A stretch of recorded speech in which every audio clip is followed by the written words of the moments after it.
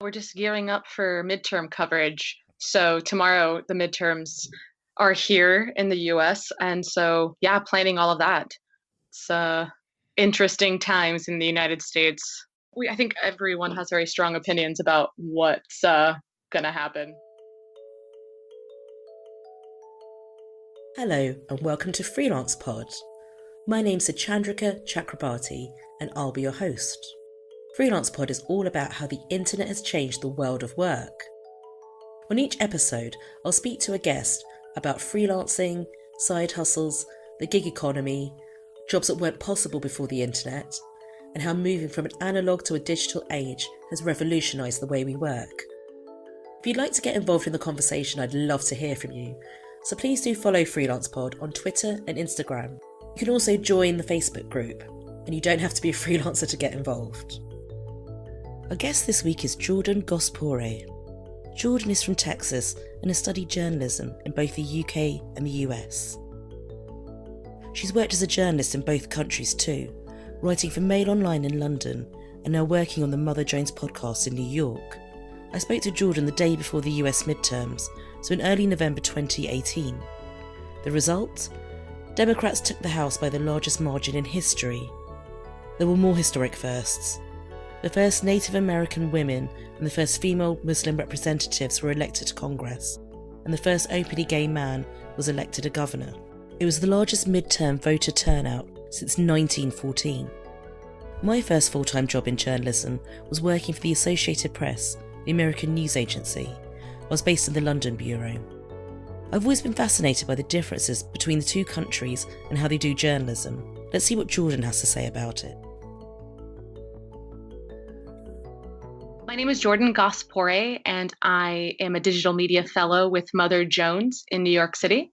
I would describe Mother Jones as a publication based on their tagline, because I really do feel like their mission does lend itself to its tagline, which is smart and fearless journalism. I'm from Texas originally, and my family in Texas might say that Mother Jones is a very liberal publication. And there's some credence to that, but I really do feel like they are very fair and balanced and very meticulous. There's a lot of fact checking involved. The reporters are at the top of their game. The folks that we have on staff are very knowledgeable and have spent many years working on their beat. And I'm very privileged to work in a newsroom with so many talented journalists who really are very passionate about journalism and making sure it's factual. I'm a digital media fellow in the New York City office, and so I mainly work with the Mother Jones podcast. And I've been here for about 2 months, and I got back from my master's at City in June, at the end of June. It was a 10-month program. And before that, I was working at Mail Online, and I was a trainee with Mail Online. So that sent me to their London office, and that's what put me in Hull for about 4 or 5 months. I was in Hull at the Hull Daily Mail as part of Mail Online's trainee scheme.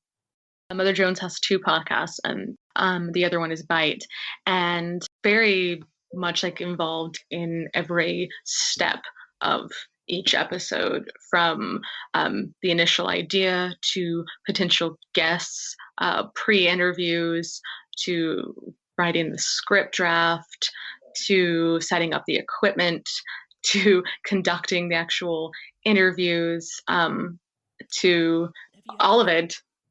I think the best guest that I've spoken with, and that was also on the air, was a Native American voting rights activist down in Arizona on a reservation, and talking about Native American voter suppression. And it was based on a story that one of our reporters did. And we had the reporter also on the show in a 2-way. But this particular Native American voting rights activist, she's a high school teacher, and she was just so lovely to speak with. And like, I talked to her for a part of it. The host talked to her. I talked to her during follow-up stuff, and beyond for another episode that we were working on. And I think she's the first guest. So, well, I guess a guest so far that has taught me something. There was a lot that I didn't know, or I had thought one thing and it really wasn't that about Native American voting rights. So she just was lovely to work with and eloquent and just highly intelligent. Jordan took the MA in Investigative Journalism at City University after transferring from the US to London as part of the Mail Online trainee scheme. Yeah, I mean, and one of the draws for me at City, was really the connections with the Guardian and being on the investigations program, having people teach me going through their process of how to manage an investigation and how to work on an investigation step by step. Investigations that deal with international journalists, investigations that are 6 months to a year longer. I had a teacher who actually two different teachers worked on WikiLeaks, and I think they both worked on the Panama Papers. So that in of itself is all important to learn and was a great experience and definitely a draw. In the US, not many people had really, when I talked to my friends and family about where I was working, I said Mail Online, and they said, "What is that?" And I said, "Oh, the Daily Mail, but not really." And some of my family and friends knew about the Daily Mail. It's not like many of them had actually read anything. They had just heard of things. I mean, there's YouTube videos of parody songs about the Daily Mail. And that sort of got to me though when people started piecing that together, and some of the comments, were, but politically and like your ideology is not aligned with the Daily Mail. And I said, but Mail Online is different. And I, kept pressing that Mail Online is different. And, that you it kind of got to me when people would act like because of where I worked, they kind of already knew who I was and my personality. And that was the first time I had ever worked for a company where that occurred, where like my personality had to be tied to that publication. And that's not the case, that's not why I decided to be a part of their trainee scheme. It really was, I wanted to get a chance to be able to do some international journalism. I think that's definitely less common in the US. Not to say that it doesn't exist, that I think it has to do with a lot of where you come from, what state or what part of the country you come from, and what state and part of the country you're working. So, for instance, me being from South Central Texas near Austin, the capital, that my family has very conservative political ideology. And just me living and working in New York City is already like, I don't care what publication you work for, you're still working in New York City, and that's a liberal city. And so you are sort of part of that quote liberal media. So there is a little bit of it, but I don't feel like it's as strong as what I encountered in the UK. What you find in the US more with newspapers is the editorial board will have it very clear that it isn't editorial, it is an opinion of who they are endorsing, for a candidate. That they won't be so blunt and outright as you should vote for X candidate. It's more of, hey, the opinion of the editorial board is we're endorsing this candidate because of X, Y, and Z reason. It's very clear it's an opinion. And it's not a push for, hey, readers, you definitely should vote for this person because the other one is just scum. It's not as sensational. When I was at City, one of my tutors, he really loved The New Yorker. And he said he loved The New Yorker because how much voice that they gave their writers. The writers wrote with a lot of voice. And that in the UK, and this was from my tutor, he had said, in the UK, we aren't really allowed to write with a voice. And that's something that he liked better about the US, is that even with our newspapers like feature writing, that those reporters are allowed to write with more of a voice. And I think that's true to a certain respect. And from my comparison of US and UK journalism outlets, is the US does have more of a voice, that reporters are given a little bit more freedom to write more colorfully. When you can say that UK media, for instance, that it's colorful with a sensational journalism like publications like The Sun or the Daily Mail. But I think even like real reputable publications in the US, the New Yorker, the New York Times, for instance, that they still have that, the reporters still have a voice, and it's not it's not seen as being sensational or inaccurate or anything like that. but I've noticed there's like slight differences in um, how Americans, I feel like, reporters write as opposed to British journalists, and how I've been trained to write.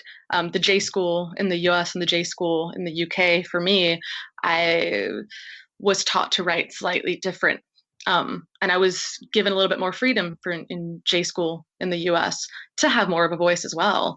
I mean, I think I was a little bit not censored, but taught in the UK to write a little bit more to a like a template, to a like a house style, more so than I was in the US.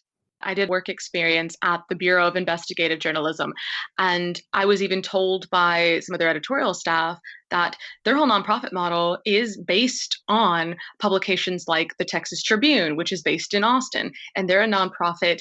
They are very successful, and they happen to make a lot of money doing what they're doing and to fund really good investigative data-driven journalism. And TBIJ sees something like the Texas Tribune and ProPublica and the Marshall Project as being sort of like the dream for the UK to have these nonprofit investigative publications. And I thought that was just so interesting that they specifically cited US publications as like that's the goal that they're wanting to work toward, is to be like a publication in Texas, which to me blew my mind. That thinking a publication in London wants to be like a publication in Texas, that that just blew my mind. And the steps that they're taking are, the same steps that these US publications are taking. And I wondered that is that necessarily a good thing, that because the UK audience is different and the way that the UK culture is different as well, that I don't know, like curious that how a UK publication trying to model itself after a US publication is going to work. Jordan tells us about her internship at Texas Monthly, where she worked alongside award-winning long-form journalist Pamela Collar.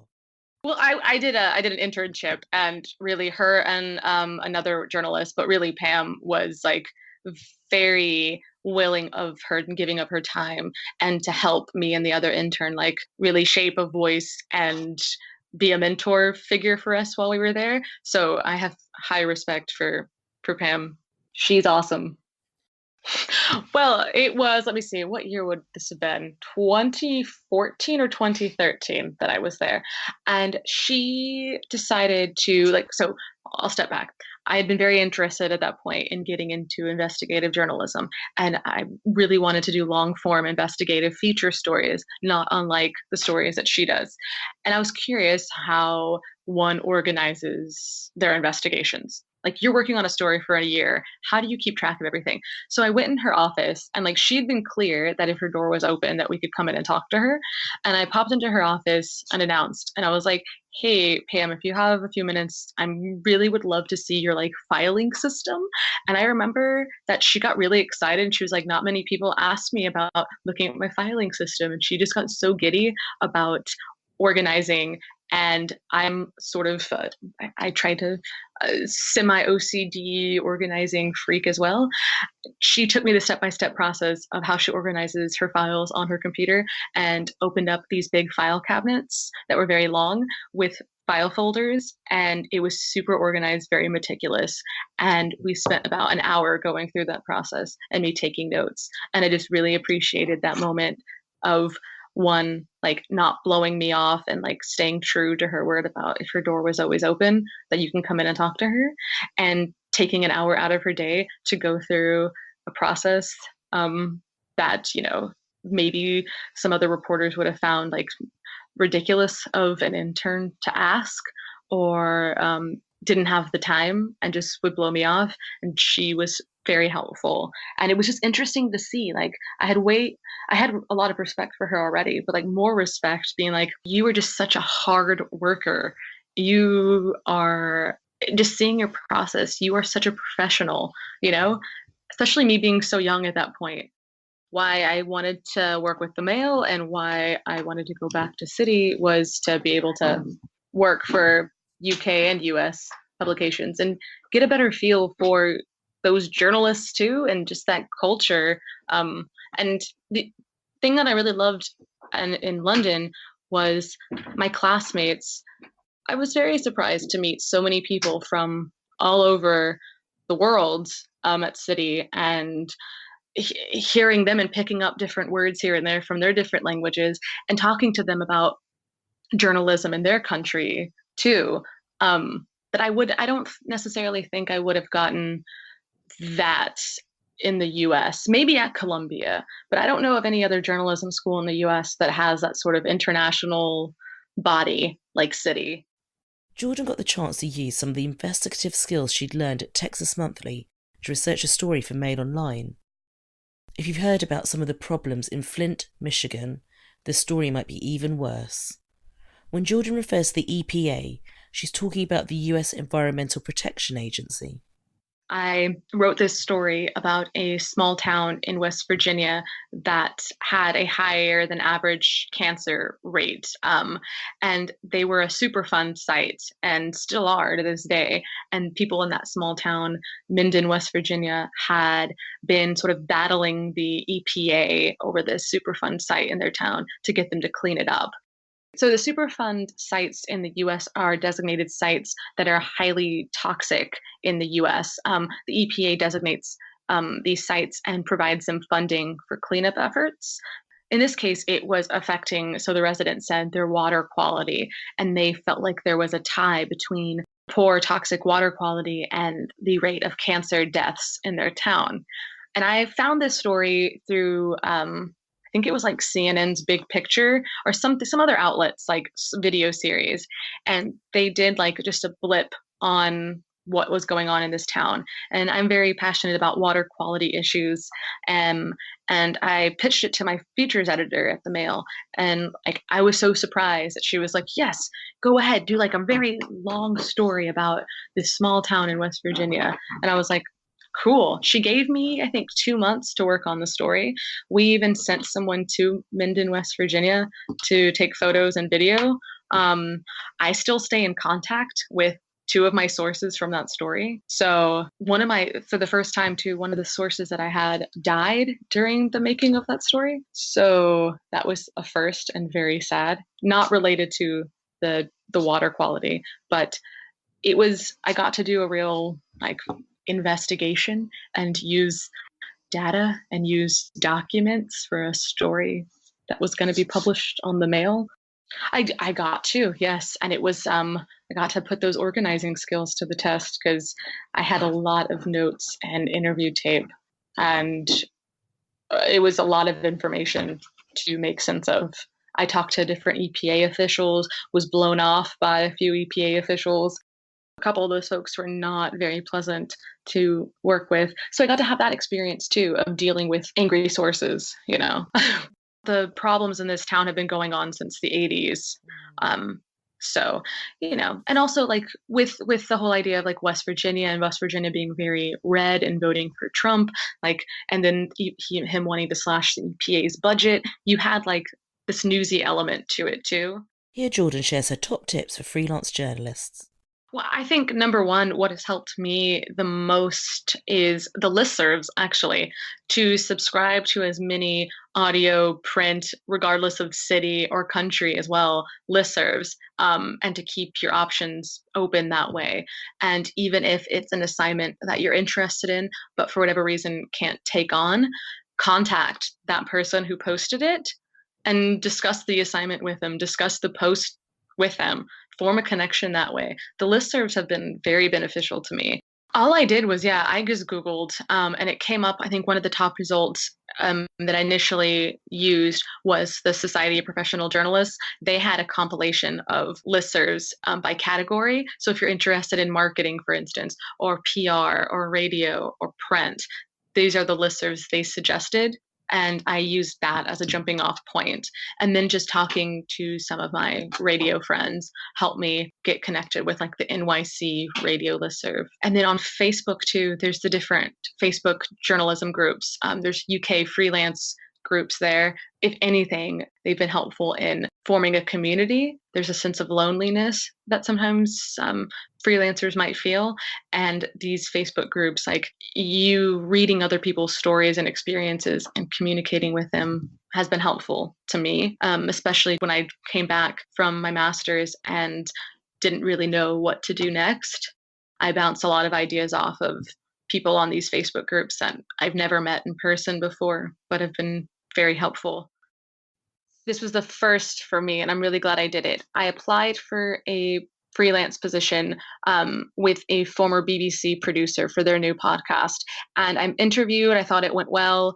We got along very well, and then I didn't get the position. And I, at first, obviously was a little perturbed, but I followed up because I enjoyed the person as a person. I followed up with her, and just to say, asking like what sort of could I have done better, like constructive feedback about it, the interview, but also that I enjoyed your company. Can we meet up again, possibly just off the cuff? And that has led to a really good friendship, but also keeping my foot still firmly planted in London, in the radio world there, that she's been very helpful in providing contacts and events that are coming up and people I should email. Very good resource. So my advice would be, even if you don't get a position, that to still follow up with that person and not necessarily ask for constructive feedback, but if you enjoyed spending time with them, to still keep them in your network of journalism friends. Don't be discouraged just because you didn't get the position, because I'm really glad I continued that conversation with her. We're just gearing up for midterm coverage. So tomorrow the midterms are here in the US. And so, yeah, planning all of that. It's interesting times in the United States. I think everyone has very strong opinions about what's going to happen. And as I said at the start of the episode, it was a record-breaking election in more than one way. Thanks to Jordan Gass-Poore for discussing your experience of UK and US journalism. If you'd like to get involved in the conversation, I'd love to hear from you. So please do follow Freelance Pod on Twitter and Instagram. You can also join the Facebook group, and you don't have to be a freelancer to get involved. If you enjoyed this episode of Freelance Pod, please do rate and review us. This helps other listeners find the podcast. Don't forget to subscribe so you get a notification every time there's a new episode of Freelance Pod. Thanks for listening. Goodbye.